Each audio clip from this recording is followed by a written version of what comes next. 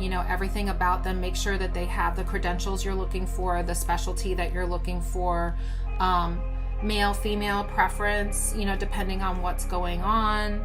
And also financial information, do you plan on using your insurance or are you self-pay? There's also EAPs, which is Hello everybody. A topic that comes up often is how to find a therapist and what is the difference between a therapist, a psychologist, and a psychiatrist.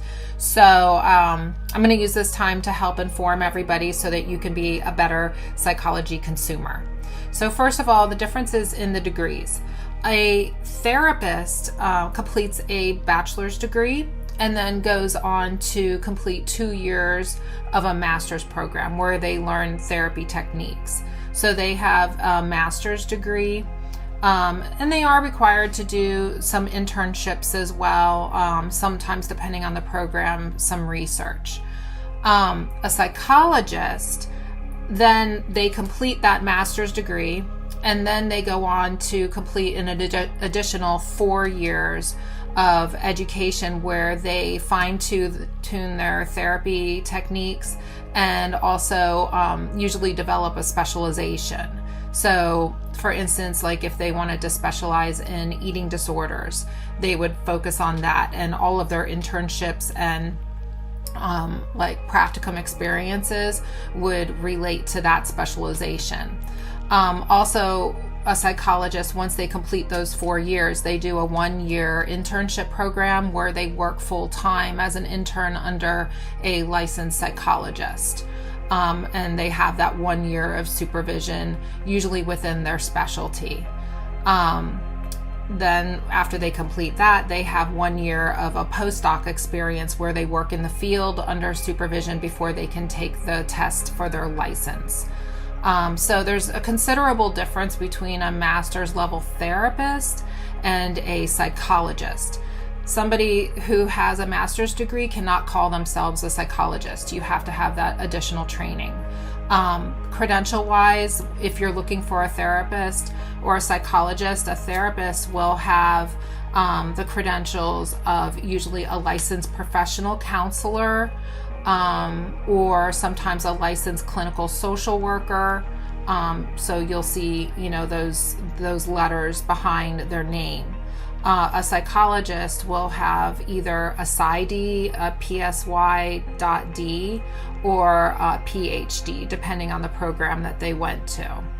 Now, a psychiatrist is totally different. A psychiatrist does their 4 years undergrad, usually pre-med, biology, chemistry, then they go to medical school. So they are medical doctors, and it is a complete different specialty.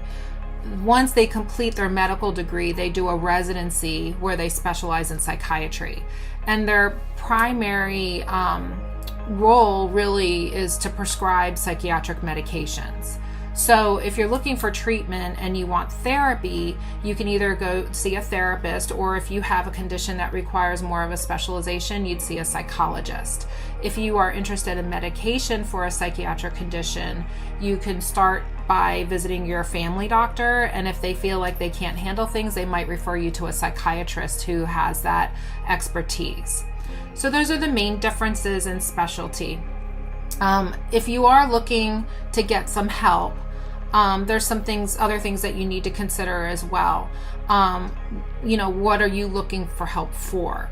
If you want couples therapy, it would be best to see somebody who has a license in marriage and family therapy, LMFT, after their name.